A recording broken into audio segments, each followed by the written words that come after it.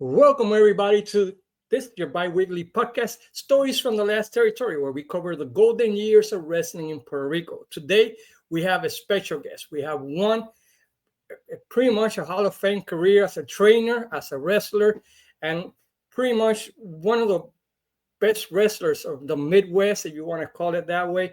We have with us today the privilege of having one of the greatest instructors in pro wrestling and a great wrestler that had a run in Puerto Rico, Mr. Rip Rogers. Good afternoon, sir. Welcome to Stories from the Last Territory. Thank you for taking the time. Okay, we're just living the dream. You ask me a question and I'll start BSing. Hey, is this a non-profanatory or profanity thing? You could go whatever way you want, sir. No problem. You know I got a bad mouth. Yes, sir. I have heard stories, but well, that's okay.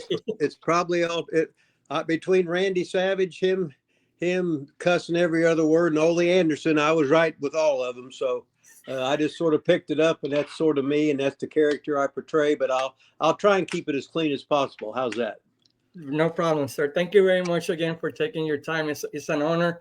I have followed your career since your ICW days. Oh shit, you're old. Yeah, I'm kind of old. Yeah, we used to see ICW here in Puerto Rico in Channel 4. Yeah. Is that where you started in professional wrestling with that promotion with the Popo? Well, it was. I was there I've been wrestling about 2 years, and then made some tapes for them.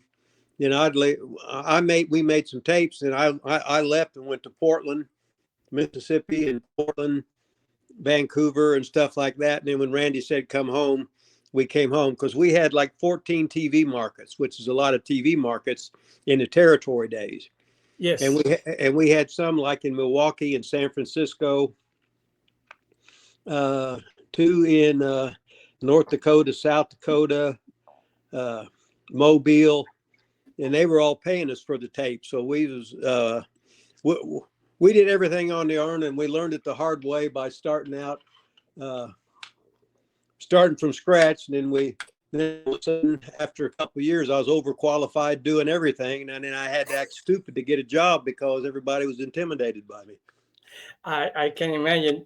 I know that ICW came to Puerto Rico a couple of times to run shows in the late 70s, but I wasn't able to see if you were there. But ICW was a very interesting promotion, right? Because you guys were competing about the same area as Memphis, if I'm not mistaken. Well, we were competing against Memphis, against Dick the Bruiser, against Jim Barnett in Atlanta. You name it, Crockett's, Ron Fuller. We was against everybody, and we didn't give a shit. And it worked. It worked for 3 good years, right? For 5 years. Yeah, I was there for it, and me and Randy got into it, and then I took off. So me and Randy we lived together for like 4 years. So I learned the business from him and his mom and dad and his brother. They just they couldn't get booked all by themselves for an extended period of time. They wanted, you know what I mean? Yes, they were considered against the NWA, right? So for a while they were then, but what I mean is, if I was working for Carlos, I'm not going to hire 3 Papos to Homestead for a year. That's 3 spots right there. That is correct. Yeah, that is true. And then when you got Jovica and you got Jose and Carlos, everybody that had the piece of the office with stuff like that, there's just not much. You don't want 3 Papos. You know, yeah. that's too much. That's too many. I got you, sir. I got you. And then after that, you went to Portland. That's right, with Don Owens. Yeah, I was there. What was the difference between the Portland territory and the ICW territory, if there was any? Every territory is different. Okay. Every territory is different. Not when I'm in wrestling in England, Austria, Germany, Japan, Korea, Puerto Rico, Trinidad, Mexico, no matter where I'm going, it's all the same, but it's all a little bit different. And you had to adjust. Like when I was in Puerto Rico, I learned about the wahs. Every time you punch somebody, the crowd stand and go wah. So Yeah. you worked at a different. It was a punch kick territory, and then when you left your feet, then you backed up and begged a little bit. But you listen, and then there would be the rhythm to everything, which was so cool. And I learned all these different styles, and I could work baby face or heel, switch back and forth, because I was so good at what I was, because I was a student at this. I was never even trained. Can you imagine that? And today you're like considered one of the best trainers in No, I'm the profession. best goddamn fucking trainer. My problem is hey, listen, I got 70 some people in WWE that they didn't want, like JTG, like Armando Estrada, Okay. all these different Mike Mondo, all the Spirit Squad guys and stuff. They didn't have. They was going at me at the ICW or the OVW beginners class that I taught them, and I took all those girls like you know who Serena Deeb is? Yes, of course. Yeah, so I had Serena, and I'd have class with her twice a day, and I threw her in. I taught her how to work like a guy. But all them girls did I call them cunts, whores, and everything else? You're goddamn right I did. I said, if you could, no, look, I said, I'm on you guys so bad to make it. If not, they're gonna overrun you. This is competition. Just think, if you're a black guy, your black guys that got jobs aren't your friends. They're afraid you're going to take them. Yeah. Yeah. So if I got the Germans, if you was a white meat baby face, your enemies were all the white meat baby faces. If you was Puerto Rican, hell, you didn't like them other fucking Puerto Ricans. Fuck them. We're only going to have 2 Puerto Rican spots, and fuck the rest of you, right? And I did, and so I had to. Everybody's your goddamn enemy. You know what I mean? Yeah, it's a man's word, right? Kind of deal. Yeah, that's it exactly. Yeah. So I talked to did you train Carlito? Were you? No. Carlito came in, but he was already been in the business for years. I remember when he was a little kid. Yeah. Yeah, because when I come into Puerto Rico, let's see, I was in Condado first, and then I moved to Isla Verde. I was there during. Correct, I was there during Hurricane Hugo. I guest posed at the Mr. Puerto Rico contest in downtown Puerto Rico.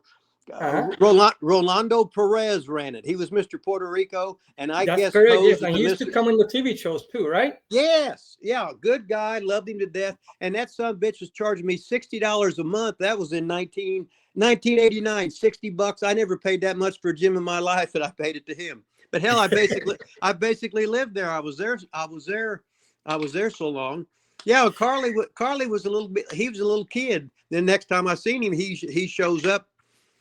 He got signed, and they sent him to OVW. And hell, he was years ahead of everybody. But he was learning an American style that was different.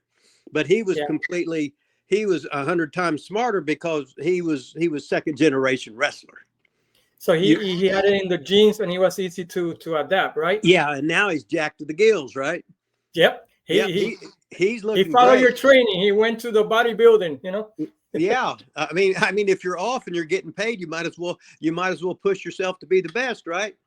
That is correct, sir. Hell, I'm 71. I was in the gym. I'm in the gym 5 hours every day. Oh wow. Yeah, I train every body part every day. I've done that since about early 1980s, because I was getting ready for my first contest, and I wanted to shock some shit going on, so I started just training 100 miles an hour. And I said, well, I'm going to do extra. I said, well, fuck it. I'm just going to train every body part every day. And I have ever since then. And I'm nuts, but what the fuck, right? Hey, you know, it's a good way of living, you know, go training in the gym. I try to do it too every day, but I'm not there 5 hours. I'm only there like an hour and a half, 2 hours at the most. Well, normal people do that. But let's just say I'm a weirdo. I'm an Aquarian. I'm a weirdo, but that's all I know, and that's normal to me. So what the fuck, right? How did the opportunity to come to Puerto Rico came about? I'll tell you what.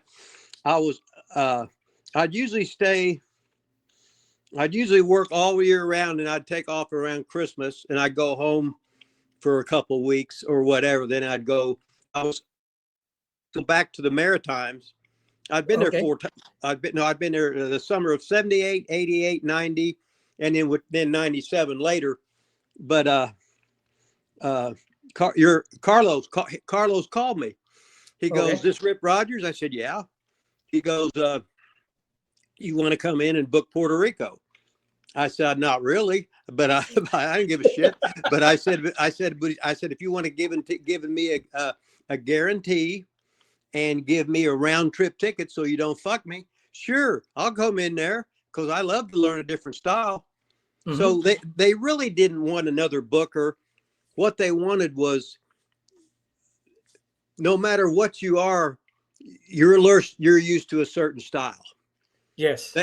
So they wanted me to give them different ideas. So they said, okay, but we've already done something like that. Okay, well, let's go in a different direction. Mm-hmm. Or I would give them an American angle, but they would do it to where they were at in that part of the country. Yeah, they would regionalize it, right? Put it more regional to the local flavor. Yeah, because I said, no, I'll throw all the ideas at you want, and you ain't hurting my feelings. Goddamn, you're fucking paying me. I fucking loved it there. You know, nothing like there's nothing. How hard was it, considering that you came a little bit after everything that had gone down? You know, with the situation with Bruiser Brody. Yes, sir. Well, that's probably why they called me. They said, well, that son of a bitch, he ain't smart enough to know they were going to, this place is going to be on chaos in a while. And I'd worked, I've been a booker in Kansas City in 86 or something like that. And before the Crockett buyout? Yeah. Mm-hmm. Before the Crockett buyout? Yeah. When Geigel had it. And I worked a 4-week program with Brody. I didn't have no problems with him. Mm-hmm. So, yes. Was he a no good son of a bitch? Yes. Was he Brody hated everybody in the office? Yes, but I can deal with that. You know, I understand all that, but we had the first time in, he ate me up so bad, and he's sitting there, he's half fucked up on drugs and shit, right?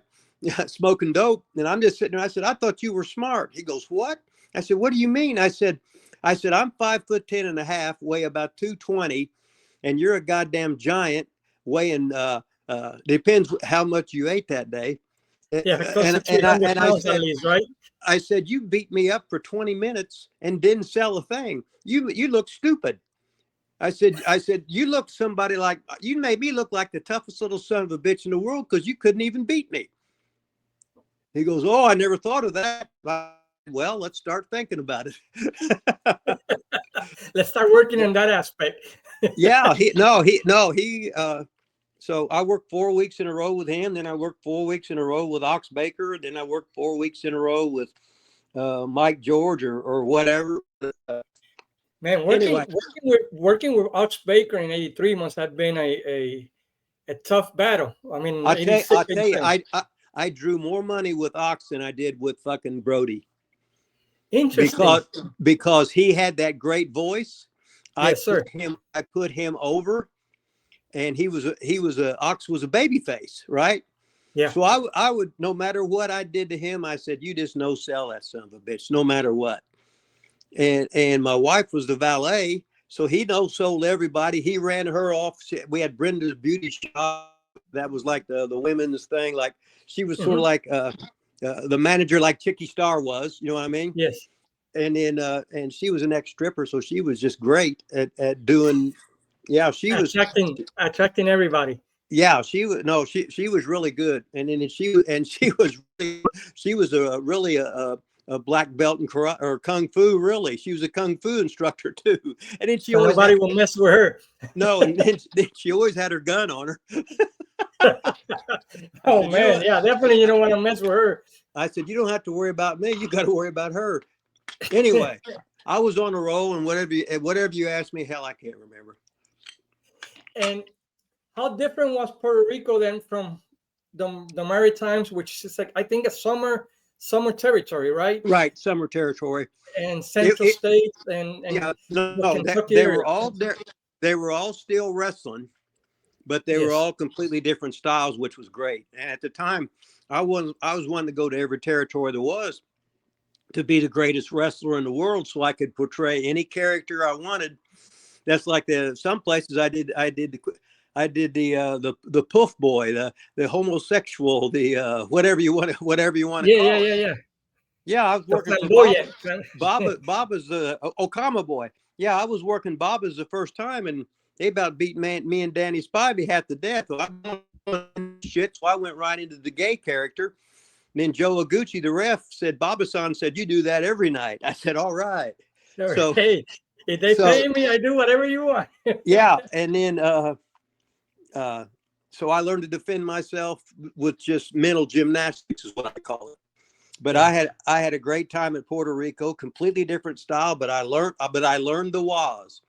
It was just to this day, the was are still going strong. I mean, maybe not as strong as when you were there, but they're still going.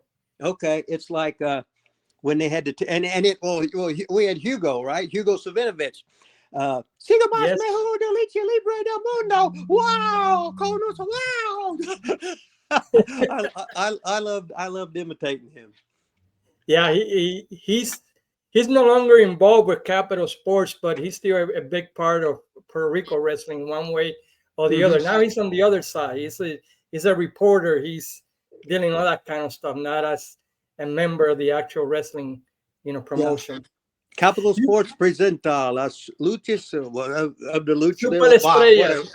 Well, I hadn't heard Spanish in so long, You had a feud. You worked with TNT during that time. How was working with him during that time for the title? Okay, you blanked out for a second. I was working with TNT, Osavio Vega. To work with him. Hey, T was for the Caribbean great. Title. T was fucking great, and the first time we was going to go an hour, right? And he says, I said, T, we're going an hour. He goes, what? What? I wouldn't go into the ring with pre-planned bullshit. Okay. No, I called that son of a bitch on the fly. Just shut the fuck up and listen. If you don't understand it, give me the goddamn Iggy and I'll call something else. And he says, look, man, I start a slow fucking comeback. Go into the comeback, hit me with your Savat kick, go into your fucking Cobra, and then I'll pop the Alka-Seltzer tablet. I'll be foaming at the goddamn mouth. The bell will ring and I'll pass out. And you just look at me, throw the belt on top of me and whatever, and they'd carry me out. So that's what we did. But he continued the feud, right? It just built a little bit. But to have anybody and guys that knew me know when I'm going to go an hour, 92 hours, I don't give a shit. Just shut up and listen. And if you don't, and I know you're going to panic and you're going to overthink. So stupid baby face, you don't have to think. I'm going to tell you exactly what to do. Yeah, because back in those days, the heel used to call the match, right? Oh yeah, the heel. Yeah, everybody started out as a baby face because you were the shits. And then you're a heel for a couple of years, and then you teach them how to call it, right? Okay. And then you'll see somebody else. Then you'll see them 10 years later, and you'll talk about all the places you've been, all the places they've been. We'll talk about different angles, stuff you'd see on cable, stuff you'd see, and we would take it. That's like when we would go to Trinidad. The tape in Trinidad was sort of like backwards, where Carlos worked opening match and Jovica was the star. Yeah, Uncle Jovica. He used to be like a big star over there for some reason. No, because listen to me. They would give him different tapes. Where Jovica, they would show Carlos, he would be working as an underneath guy. And Jovica was put on over a Superman. Interesting. Just in Trinidad. Yeah, it was something there for some reason. He connected. It wasn't a connection. They forced it down their throat every time. Okay, I got it. Yeah, that's how you do it. I said, that's like Vince when he'd have them horrible workers like the Ultimate Warrior. Well, he just shoved them down your throat, and you're going to get what you're going to get. And if you don't like it, you're going to get it again. So it doesn't It's too matter. bad. You better get used to it, right? Hey, if I'm the boss and I want you to be the champion, I don't care how rotten you are. I don't care what your body. I'm going to make you the goddamn fucking champion. Interesting. I always wonder how Jovica got so over in Trinidad, but well, hey, your explanation makes sense. hey, just throw a tape on there for a year with Jovica as the top guy, and that's all they see on that station. And when they come over, they can't wait to see Jovica because they know he's a main eventer. And there's Carlo laughing, working the first match, right? Easy night for him, right? A very easy night for him. Yeah, instead of Carlos gaffing and getting blood every night, there he is doing some headlock takeovers. Were you the one behind Sadistic Steve Strong, the push that he got in Puerto Rico in '89? They pushed. I was with Steve. We rode together in every town. Me and Sadistic Steve Strong and Abuda Dein. We rode. Yes. And God damn it! And little Victor had a rent a car, so he rented the rent a car to us, so we made his payments. Was what it was. It was yeah. So that was just nothing. It was nothing but fun there, and then God, and then beautiful Puerto Rican women. I only like women if they got dark in them to begin with. Then they would have them accents. My God! But then I would see them at the goddamn beach. So I'm as doing as whatever as a male can do. Then all of a sudden I see them. It look like they're dressed up, and they look like they're about 12-year-old as schoolgirls. But then there they are in the bikinis with the orange bikinis and yellow bikinis and lime green. Holy shit! Oh wow! So it made it worthwhile, the trip to Puerto Rico, then, huh? Do what now? So that made it worthwhile to go to Puerto Rico and enjoy the beaches and everything. You know, I wasn't a beach guy, but I was because at the time I was living at the Tanamall, and right across the street from the Tanamall was the beach. Yes. So it was great. A lot of Westerners lived there, right? Oh, well, I was the last one they allowed in there. How come? What happened? What happened after you? I don't know if it was too much partying or whatever, but I was the very last one they allowed in there, and they called me the cat man. I always had I was feeding all these cats that were around there. But anyway, that's another story. But Steve DeSalvo was a star. You know, he came to Puerto Rico, and he was huge. He did a great job over here in the island. Yeah, so, he really didn't. I just loved the wrestling business. Steve sold expensive cars. He was a car salesman and made a whole lot of money doing whatever. And I always got along with him, and he'd always be mad about. I'd always call him Mr. Sunshine because he was always in a bad mood no matter what. So. Okay, so I didn't know you were the man behind the storyline that he had with Carlos during that time, because if that just came about from the office. No, what I figured out, and was what I thought was, they were looking at somebody as a figurehead booker. Yeah, because they're already set in their ways. And I said, oh, okay, well, just tell me that. As long as they paid me extra, I didn't care, because I said I don't want to go into the office. Because I'd be at Rolando's gym training every day, right? I just wanted to have a good time, eat all that fucking great food they had in there, be with them hot bitches. You know what the fuck, right? Yeah, hey, you're the life, you know. I was just loving being a wrestler. I was just. You mentioned Abuda Dein. You guys were tag team partners. How easy was that tag team? How you guys worked together? Your experience working with Abuda Dein as a tag team? I didn't know him. I knew his dad, you know, King Curtis Iakea, and then Rocky Iakea, and he had come in from Portland, so I knew we'd get along. Because I used to be Buddy Rose's partner when I was out there when I went out to Portland. So I was there when Piper was there, and Ron and Ron Starr was there, and I was always in these different territories with Ron Starr. I was picking him up, or he was picking me up, and he'd start laughing because we was trading main events in the territory, and we just started laughing. He says, "God damn, every time I see you when I'm coming in or going out, well, hell," I said, "it's the same with you, so fuck you." And it was so funny. He was a big star in Puerto Rico. He had been there since '86, I think. Yeah, he was a great worker, but the thing about it was we were totally opposite workers. He was a great technical, tough guy, real Marine. I was just playing. I was just playing, and I'd give him entertainment. And then I would be fucking evil and pull out the fucking gimmick and shit like that. And I was just laughing all the time. And he was because you had your hairbrush. I remember you had your hairbrush, and you would try to get people mad with that, and with your beard, with different colored beard and everything. Then I get and your pink pants. Yeah, I get on the TV and always talk about the greasy Puerto Ricans. That works. I mean, how different were the fans from Puerto Rico than from some of the other territories that you can remember? Well, at Puerto Rico, they'd actually sell the bags of rocks to throw at you. And I said, on some of the stadium shows, I said, well, how come some of these times there's no ringside? Well, said, you'll find out. As the fans at ringside would be trying to kill you and everything. That's crazy. I mean, that's just nuts. I remember going to the cards and how wild they would get. That's why they had the main events before intermission, right? So that way, they could relax. Yeah. Okay, main events on fourth. Then we got 2 more matches after that to cool it down. Yeah, so everybody can go happy. Yeah, babyface finished. So there's no more violence.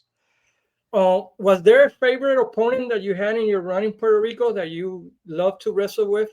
Not really. I looked at everyone as a challenge, and to take the guy I'm working with, to give him a different style of match that takes him out of his comfort zone. You know how guys just do routine matches, and it's the same old shit. No, I like to work different styles and stuff. So so if I was working with just as an example, if I was working with Jose, you know how stubborn Jose is and everything, and I'm not mad at him, but I try and get him to do a little bit different stuff. You know what I mean? So instead of doing the stuff you're comfortable with, well, hey, you ever done one of them? No, well, let's do that. Well, I don't know, amigo. I just throw him in. Do it. Go. It don't matter what. His favorite word, right, amigo? Because I heard from my little wrestler. He would say, "Hey, amigo, take it easy or slow down." Or he'd go. And every one of the tag, and the first thing he'd say, "What do you want to do?" I said, "Jose, just what do you want to do so we can cut the bullshit?" He'd go, "Okay, okay, amigo." It's always T-cell. You make the big hot tag to me, I make a hell of a comeback. And we go to the ending with the small package. Yeah, I get you going all over the place. 1, 2, I kick out. Wow. I just laughed. I just love work. I just love working fucking wrestling. Was all there was to it. So, you also wrestled with Miguelito Perez, right? With Miguel Perez. Oh, he was great. Yeah, he was great. You guys battled for the Caribbean title, him and his partner. Let's see, Miguelito and Castillo. Yeah, Castillo Junior. Yeah. No, they were great. They were great. They're considered. Everybody that I talked to that wrestled in Puerto Rico mentioned them too as they were great wrestlers. Yeah, it was an easy night. Everything. Yeah, they were. Yeah, they were. They were really good because they had all the old guys, so they have a little bit more up tempo and stuff. And if you're a teenager, I want to use for the guy that I want to go out with me afterwards, right? So I don't want to go out with the old men. I want to go out with the young guys, right? So they were the draws for the women. Yeah, they were very popular. Well, Puerto Rico was like the always in the territories, right? The heels on one side, the baby faces in the other one, right? If I'm not mistaken. Yeah. So that worked better for you guys, right? Yeah, it was exactly. A lot of times it was. I just call the finish. If with me, I just call the finish in the ring a lot of times. And I'd say, you understand that? Do. Which I is the said, right way to don't do worry. things, I right? said, I consider that is the best way to do things, right? well, it is with me because that's the way I learned. Yeah. And what's funny is I learned it from Randy Savage, but all of a sudden he's doing script shit, right? And I'm going, and I said, no, hell no, he never did that before, and I guess he did, and then it became and then Randy was nuts anyway, so. He was But different. I remember when he went into Puerto Rico and he hurt Castillo's dad, right? That's correct. Yes, he had an incredible run here in the island.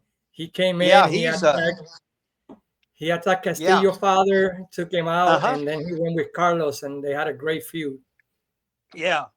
No, Randy, no, that son of a bitch can work, I'll tell you that. Yeah, he So, was unbelievable. and he taught me good. So what the hell, right? How long were you guys friends? I mean, Oh, we lived. No, what it was he liked my wife. That okay, was the problem. See, what it was he got a road stripper for years and years.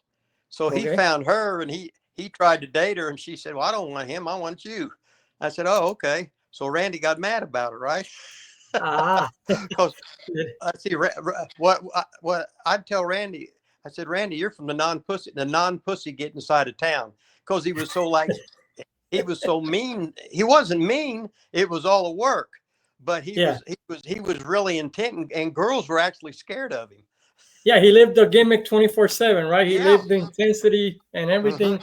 Yeah. Yeah, And I ain't mad at him. And he taught me the wrestling business. And I was around his family for years and years. And then when I saw him in that Superman movie, see, I don't do steroids. uh-huh. And hell, I got in all them contests. I got in 12 contests in 18 months. That's impossible. Clean, won two of them. And I would tell everybody, I said, I'll out train everybody. Don't give a shit. Fuck you. You ain't going to fucking stop me, because I'm only going to be young once, right? You know what I mean? Yeah, so you gotta And you go don't want to full say tilt. all of a sudden you're 50 years old. And I said, I didn't want to say, I wish I would have done that. No, I fucking tried every fucking thing. How was Carlos and Jovica's bosses during your time in the island? Well, that wasn't. See, I was a business partner with Randy and them in ICW, and then Yes, I was a part owner with Danny Davis for years, and Cornette and whatever, and OBW for 20 some years. I So know. Yeah. I was usually treated, and then when I was with Ole Anderson, uh, uh, I ran towns for him, Okay. for Ole. So I In was Georgia. yeah. So I was learning every aspect of the business there was. And it's like when I would run towns for ICW, hell, I'd run the whole show and bring all the fucking money back, make all the reports and shit. That was just part of it. Mm-hmm. And then was I a prick? No, I just no, this is the way it's got. No, we can't fucking do that. They'll fucking fine us, or we won't let us come back. I had to Yeah. be the asshole and the fucking prick, right? And I didn't give a shit who you were. Well, you had to protect the towns, because if not, you were not able to go back there, and you lose money, and the territory loses money, right? Yeah. So I've worked all different parts of the fucking territory, and I tell everybody when I was teaching them, I said, I was never fucking trained. I learned in the ring. And the thing about it is, years ago, you could do that because you'd work 350 matches a year. But Yeah. now, since It's once a WWE, month, maybe. yeah, since Vince McMahon killed my wrestling business, now it's all bullshit. And you get on TV like Tough Enough, and that shit they're trying to do now, they're exposing even more of it, you know. Yeah, So especially that new documentary on Real, yeah, where they teach you pretty yeah, much everything. There's no it magic. I agree with you. I hate them all. If I if I could just blow them all up, I'm not going to say that I was going to, but I sure as hell think about it, how they destroyed my fucking wrestling business. So Yeah, anyway, I have a very hard time dealing with that also. And I'm yeah, a fan. I'm not a wrestler, but as a fan, I still, you want to believe it. You want to leave a little bit of the magic behind it. You yeah, want to keep the no, place. to know how Houdini does that trick. I don't want to know. I just want to be amazed by it. Because once you find out it's boring, oh fuck, that's it. But it works. No, I want to fucking know. I love the fucking wrestling business. And then it was almost like we took the oath of death, like we was the mafia or something, of never exposing the business and shit. And now they have flipped it, and now I hate it. Now I hate every young wrestler because they just act like, well, I said, well, that's normal. You know, I never got in the ring in my life to rehearse a fucking match before. What the fuck? I listen to Cornette podcast, and you just sound, you guys are in the same wavelength, so I can see why he talks so highly of you. And I'm a big fan of you and big fan of Cornette for that reason, because of your honesty about the wrestling business. What led to your exit from Puerto Rico? No, they told me when I was finishing. Oh, they did tell you. Oh yeah, you got to remember, no matter where you're at, there after about 9 months or so, they've seen your act. You've pretty much worked a couple little programs with somebody, and some of them they'll say, okay, now you get out in 3 years. 3 years from now, come on back. That's when I'd work for Ron Fuller, whether it be Southeastern or Continental or whatever. I'd go there, and then I might just stay there. Then I would leave again. Yeah, and that's how you stay fresh, right? Pretty much between the territories. As a promoter, you can't have the same old shit. You'll have a few. Now if you have all these guys that's got their part in the office, if you got like 4 wrestlers that's part in the office, and then you got Chicky, who's always there, Chicky Star, right? And goddamn, El Profe, right? Yeah. El Profe. Hell, there's almost the whole fucking card right there. So you got to keep these underneath guys and fresh faces or whatever. You got to keep them in and out so that you can have the Jose, you can have the Carlos, you can have the Jovica, you can have the Chicky Star, you can have TNT. All these guys, they can stay there pretty much forever because you're rotating half the card. And keep the product fresh, right? The longer they stay, the more stagnant it becomes, right? Right. So I know the business, so I've always be telling people now. You'll probably going in, if you're going in underneath, you'll probably get to a 4 to 5 month run, and that's fucking it. And be looking. Nowadays, sadly, it's not that way of thinking, and sometimes you got guys that are there 4 or 5 years, and you flip them. Good guy, bad guy, good guy, bad guy, but it's the same guy, so it's very hard. Right, but then again, there's new young people that hadn't seen it, and new old people that had forgotten about it, and now it's fresh again. So I'm not mad about nothing about the wrestling business. So what was your favorite territory to work? Because I didn't really have any. They were all the same to me. Okay. They were all the same to me because in each one I did the same thing. All I did was go to the towns, and I'd go to the gym all day. And that's all I give a shit. I just knew, okay, fine, let me find a place to stay. Boom. Okay. Where we meet for the rides at? Okay. Do I have my van with me where I can take guys and make the trans or whatever, this and that? And then where's the spots we're going to stop at? Do I need to bring my food with me, or you know what I mean? It's the same old thing, no matter where you're at. Except if I was like in Germany, hell, I'd be in Hanover 70 days in a row. I'd be in Bremen 7 weeks in a row. I'd be in Dortmund 3 weeks, and I'd be in Vienna for Vienna was 6 weeks. And then is that for the auto ones? Yeah, I was working for Big Fat Auto. Yeah, it was great. How difficult it is to adjust, because they used to do it by rounds, right?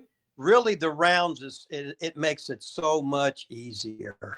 Really? How come, sir? It's easy. Just think, in the first round, we're back and forth just trying to grab a hold because we're both fresh. We're both on the defense, and you've scouted me and I've scouted you. And then at the last 30 seconds, all of a sudden you get me in a fucking hammerlock, and I almost fucking give up on a simple hammerlock. But then the bell rings. Oh, and You're safe. Yeah, yeah. yeah, Okay. saved by the bell. So that the second round, he keeps going for my goddamn arm, but I've rotated around, so I never give him the arm. So he fucking leg dived, and now he starts working on the leg and shit because that's what was open. It's really if we got 8 rounds, whatever it is, each round is can be a different body part, where he might be selling the whole fucking time and he's saved by the fact. It's really so. The guys look at, oh my God, we got to go 40 minutes. I said, it's all the fucking rib.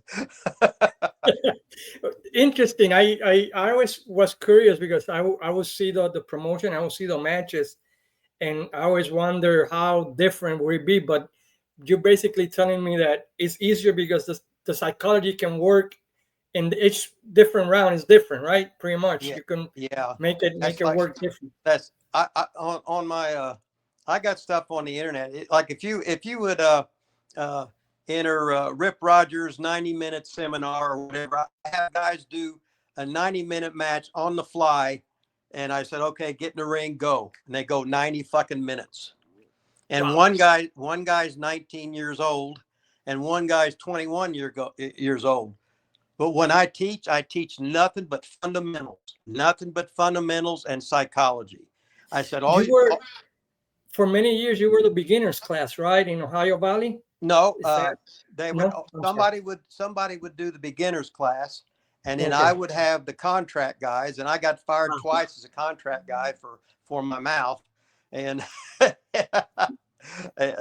and pushing guy. I give them so much fucking talent, they didn't know what to fucking do though. And they had to hire you back because well, you guys had a run where you guys had probably one of the greatest classes of pro wrestlers that ever came from the same time. You know, Cena, Batista, Orton, Benjamin, Brock, right?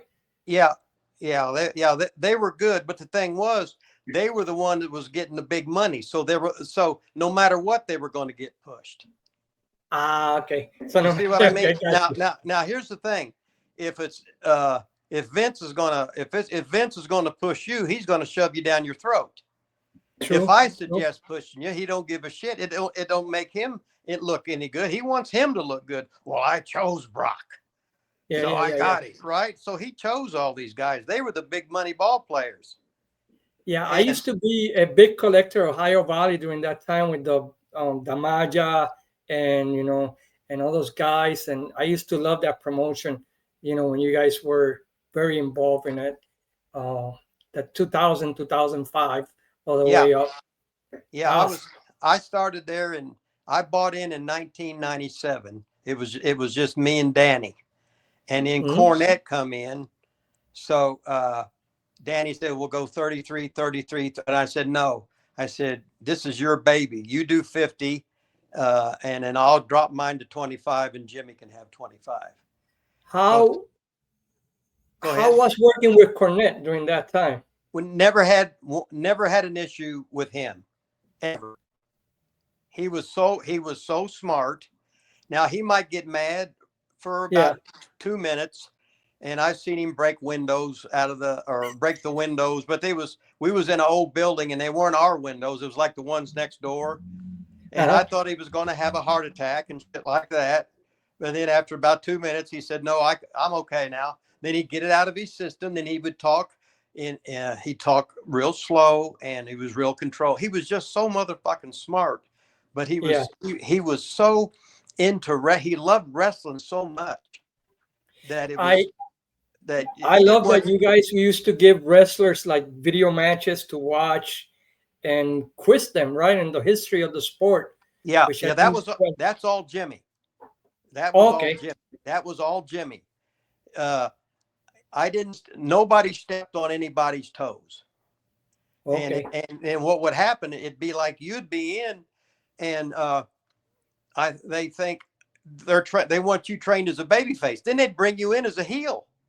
And that was common. So I said, Jimmy, I'm just going to start training them both ways. And that was all I had to do.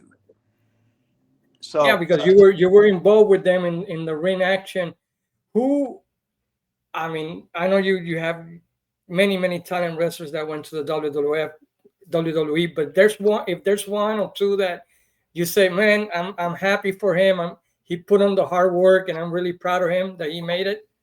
Okay, it's like I'm proud the same with all of them. Okay, they made it. The thing about it is, though, some guys would come there, they'd be out of the country, they couldn't work in American jobs, right? They'd have to find some kayfabe cash jobs. They might have 6 guys in a 2-bedroom apartment. And as I told them, I said, when you look back, I said, after you make it, this is going to be the greatest time of your fucking life. Yeah, when you because look, it was kind of a way of paying your dues, right? Yes. And when you look back, how you knew nothing. And my thing was just shut the fuck up and listen. And then if they did one thing wrong, I'd ding them. Get out. Get the fuck. The thing was, get the fuck out. And we talk about how many get the fuck outs were. And no matter who you were, you get the fuck out. But a lot of times I say, I'm gonna ding you today, so you get all disappointed, okay, or get mad and just listen, and we'll go back and forth. So we would be working the boys, right? But everybody said, well, hell, if he's yelling at fucking Brock, goddamn, he's yelling at fuck. You know what I mean? But it showed that you guys had no favorites, and that, I think that helped also, right? Because it's like, well, he's willing to scream at Brock. He's doing it to me too. It means he wants me to get better. Now, they don't have favorites. And I'd say, Brock, please don't kill me. As a big boy, let me tell you. Oh man. Him and Benjamin, they used to do a great tag team. I used to love that tag team. Him and Benjamin during that time. I at an AEW show, and I just went down to the catering and took about 10 meals with me, but that I watched his match for 5 minutes. That was the only match I said, oh shit, Shelton's on. I told him I'd watch his match. Yeah, I think he's one of the most underrated wrestlers there is. I think, in my opinion, he's so good, and you can't imagine how big he is. His hands are fucking huge, and he's so coordinated. He basically looks the same now as he fucking did how many goddamn years ago. Yeah, he really hasn't changed. Like I said, I used to love that tag team of him and Brock, and then when he went up to the main roster and everything. So, anything you would like to say to the fans of Puerto Rico that are listening to this? Mejor de lucha libre del mundo. Wow. Well, I love my time in Puerto Rico there. And if I insulted all you greasy Puerto Ricans, I'm glad I insulted all you greasy Puerto Ricans. And a lot of times you threw rocks at me, but I throw them right back at you. So remember that. A lot of the baseball, when we would be at like Hiram Bithorn Stadium or whatever, I would be in the dugout, and I'd piss and take a shit in a big beer cup. And as I'd get out of the dugout, they'd start throwing shit at you, right? So I'd take that big thing of beer and piss and shit and throw it at all the greasy Puerto Ricans, and they'd be scattering. And then, so when I had to come back, now they're ready to really nail me, right? So that's when I'd be hiding behind all the security people, right? So I'm hiding under them, and they're trying to. But that's when you would tell Abuda Dein, go ahead, go first. I'll go right behind you. but I had a great time, and I'd go. I remember when Gary Albright come down. I took him downtown to one of the seedy places, one of the transvestite were and everything. So I turned him on to one of the girls, and his name was Mikey, and Gary was so drunk he didn't know what it was. I said, hey, you was with Mikey. And he looked at him, and he says, oh, and I said, he's a guy. He goes, what? He said, take me closer. So I took him closer, and I thought he was going to kill him. And he just looked at him. He says, yeah. I said, well, he goes, what? He goes, what the hell? I come, didn't I? What the fuck? We're here. Might as well finish it, right? Yeah. So it was going to happen in Puerto Rico, but it's like when Hurricane Hugo come in, right? I was going to tell you, how was that experience of the hurricane? I went right to the middle with some fan. He was like I told him he was like a crazy Vietnam nut guy, but we had fucking car. We drove to his place, and that night I took a bunch of I had some kind of pills I took to just make me go to sleep, so I'd die in my sleep. And it felt like the roof was going to blow off. All this shit. Wake up in the morning, the sun's out, the birds are fucking tweeting. Yeah, the birds are chirping. There's trees all over the fucking roads and shit. But I said, we fucking made it. Unbelievable. Just another day of life in Puerto Rico. Don't get any better than that.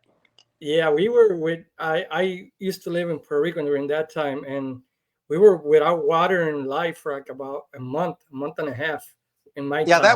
that was when I moved to Isla Verde, because during that the water actually came in the Tanamah Hotel. There was a couple steps. I can't remember how many, but there was about 4 inches of water. Wow. See, if it was Dusty telling the story, he'd say, "Oh man, it was 7.5 feet of water." You know? we could barely swim. Yeah, we couldn't even swim. I went down for the 2 count, the dream, but I made it up there. But no, great stories, great memories in fucking Puerto Rico. I'm glad to hear that your experience in the island was great. I want to thank you as a fan for the good memories and everything you have done for the professional wrestling, and also thank you for taking the time and doing these interviews. It's been a privilege and an honor to interview you. I have much respect for you, sir, as a wrestler and as a trainer. This is the best interview you've had today, if it's the only one. Definitely the best one I had this today. Yeah. Yeah. Hey, everything I do is a rib, so it doesn't matter. Well, again, thank you, sir, very much for your time. I really appreciate it, and I hope that people could find you on Facebook, right, as Rip Rogers, and also on Instagram. Let's see. I'm on Twitter, Hustler2754. Hey, and my podcast is Wrestling with Rip Rogers on YouTube. It's usually Friday at noon Eastern Standard Time. That's what it is usually. I gotta skip around sometimes because I get in trouble and got to do something else. But anyway, thanks for having me on here. Hey, and you can get on Pro Wrestling Tees and you can get you a T-shirt. Shit, I sell beer. Rip Rogers beer. I'm just a hustler, you know. What the fuck, right? That's what. Hey, Hustler Rip Rogers, you know. That's the name. Well, thank you again very much, sir. I really appreciate it, and have a great weekend and have a great rest of the year 2025 for you. Shit, I'm 71. I might be croaked tomorrow, right? So I better just. No, don't say that. Don't say that. We need more people like you out here. We need more people alive. Everybody, all of our buddies are dying and shit, right? Jesus Christ. Sadly. All of our heroes are going away, sadly, but yeah. Anyway, thanks for having me on there. And you got a hell of a surprise because you called me yesterday and I said, well, you can't talk to me, but I got done earlier with what I was doing. And I didn't thank you very much. I mean, I was very surprised when you called me and said, I can do it now. I'm like, okay, well, let's do it. Yeah, I didn't want to say I could do it. And then all of a sudden, what I was doing, I got delayed and I fucked you, right? So I didn't want to do that. No, so we made it back. I don't want to get fucked. Don't worry. Yeah. If you do, just give me courtesy of a reach around, right? What the hell? I do it Gary Albright. Oh God. Well, thank you very much, Gary, and have a great day. All right. See you, man. Have a good one. You too. Okay. So that was our interview with the hustler Rip Rogers. Hopefully you guys have enjoyed as much as I did. It was super awesome, super fun interview. So hopefully you guys enjoy it. And please join us in 2 weeks when we'll come back with maybe another interview, another feud. We don't know what's going on. Like I said, this happened like literally an hour ago. He just texted me and said, hey, if you want to do the interview, we'll do it right now. I'm like, okay. So I jumped. I just came back from the gym and everything. So hopefully you guys enjoy it. A lot of cool stories and a lot of great memories with the hustler Rip Rogers, who we thank, and please follow him in all his different pages.